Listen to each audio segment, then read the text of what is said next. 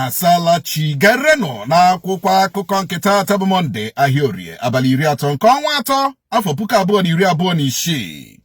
Ọtụtụ ndị mmadụ ka egburu, ọtụtụ ka emerụrụ ahụ dịka ndị obu egbe banditi wakporo otu obodo na Plateau bụ akụkọ anyị hụrụ n'akwụkwọ akụkọ Daily Post. N'otu akwụkwọ akụkọ Daily Post ka anyị hụrụ akụkọ sịrị ịkwado Tinubu dịka onye PDP abụghị ịgba pati gị mgbe okpuru ka Fayose kwuru bụ akụkọ ọzọ gbara n'akwụkwọ akụkọ ahụ.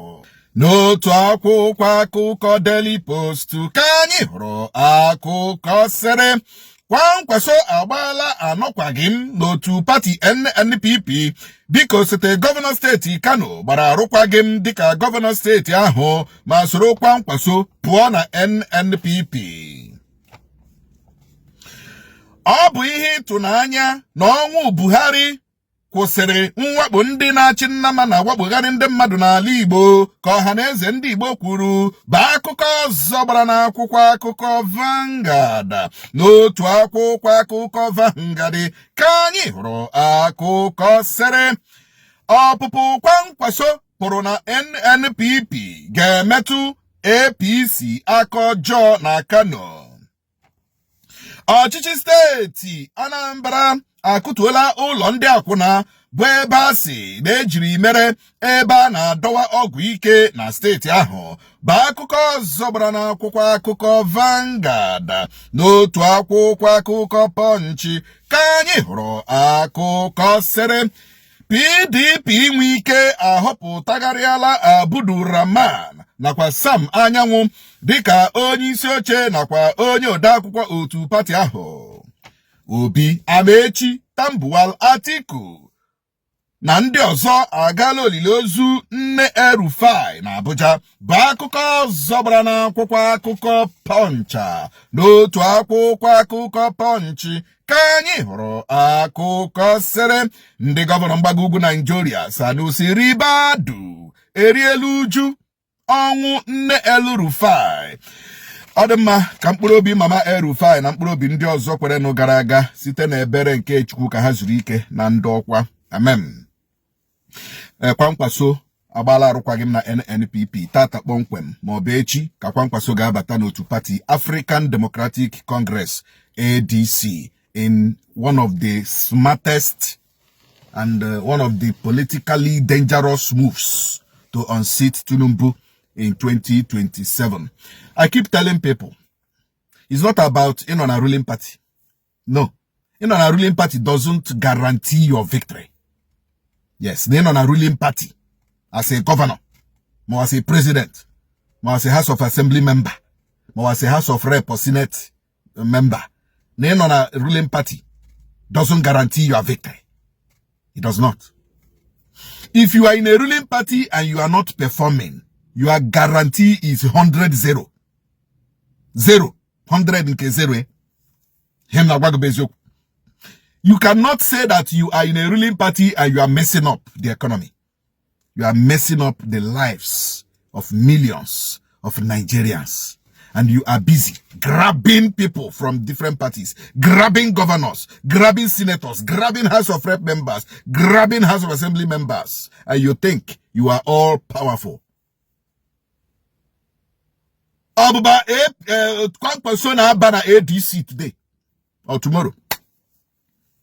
That was the smartest political moves of the century in the history of Nigeria. Look, this country belongs to all of us. On a with them that are politics, some people are relaxed. It doesn't. It concerns you, my friend. Are you not suffering? Are you not suffering? It concerns you. When we talk of the political alignment, political this, you must join hands together to make this country better. It's not just making Nigeria better, also making your life better. You're not happy, I'm not happy. I'm not happy, you are not happy. Oh, to this country, for the past how many weeks now, have you seen electricity in your area? Maybe you use a bandi or whatever. What have you known on a bandi? Millions of Nigerians are on a bandi. You know, So if you think that this country, this situation, Nigeria no n'ime na like mma, kwambom. I'm telling you, kwambom. But na situation obodo no n'ime ya na arehoge mma, you must come out to join hands with Ndere Kanyi to fight for the survival of democracy in Nigeria, or else at a time shall come when go on be in a town, a village. Go on be in a town. A time shall come if we continue this contraption called APC to continue in this country, in this a time shall come in this Nigeria when you will go back to village, no matter how rich you think you are. Because no matter how rich you think you are, at a point, at a particular thing, always a bego giganala. Like for instance now, egonyola lagana fuel. Nobody has any savings again. You know, ana mweza kana savings now su fuel 1,300. Ndeba go moto ta ba go moto now 50,000, 60,000 fuel here na tank ge jube. 80k tank ge jube. Him na gwa go bezoku. So igabwe how many weeks? Igabwe how many weeks? And we are talking of months here. And we are talking of another contraption coming into this country to say that they want to stay for the next 4 years.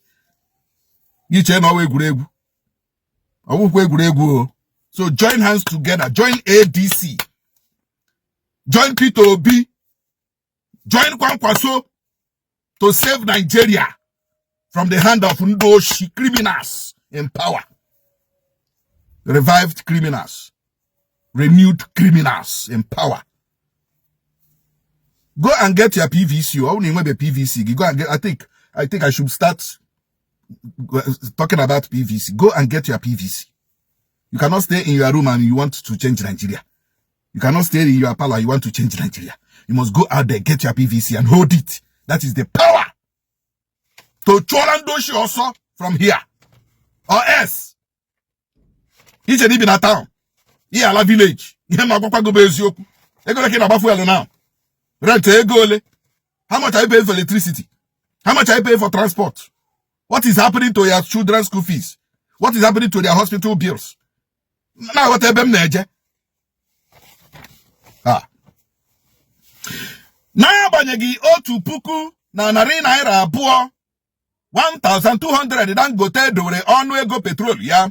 Ọtụtụ ndị na-ere patrol ka na-erekwe 1,350, 1,330 nakwa 1,300. Ba akụkọ anyị hụrụ n'akwụkwọ akụkọ Nigerian Tribune. N'otu akwụkwọ akụkọ Nigerian Tribune ka anyị hụrụ akụkọ sere 2027. Ọbụba Kwankwaso ga-aba ADC ga-ajali Nigeria na ntụliaka elu 2027.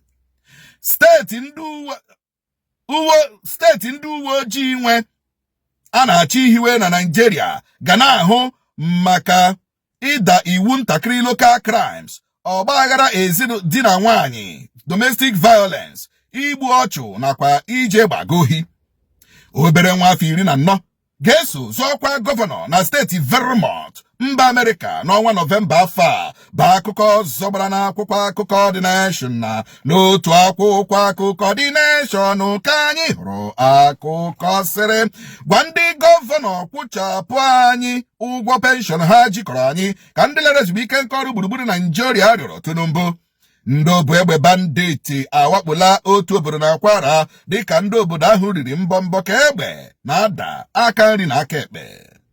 Fala na Utomi agbaala ọchịchị etiti akwụkwọ n'ụlọ ikpe maka mwakpo ha wakporo ndị mere ngagharị igwe n'ihi iwu ntụliaka elu Electoral Act. Ba akụkọ zọbara n'akwụkwọ akụkọ Dosode. N'otu akwụkwọ akụkọ Dosode ka anyị hụrụ akụkọ sere mba Italy, France, Vatican akatọla mba Israel maka igbochi Cardinal Pizzabella ịba ụlọ ụka Domas Palm Sunday ụnyaahụ.